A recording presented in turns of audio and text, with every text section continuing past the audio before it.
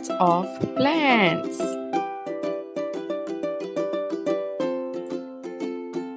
Plants have flowers and stems.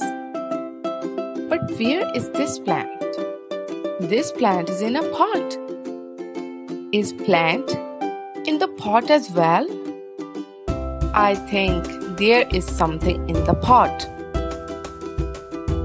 What is this? These are roots. They keep the plant fixed in the ground. One of the root of the plant said, "We are roots. We help the plants to be straight up above the ground. We also give water to the plant. Everybody needs water. Plants also need water, just like humans.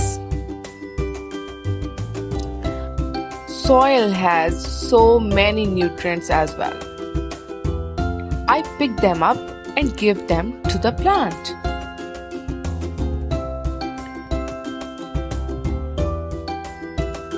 Can you go to the garden and find any roots?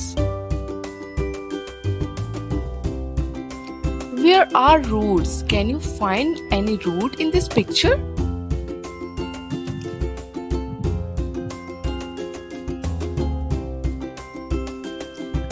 Answer the question in the comment box below.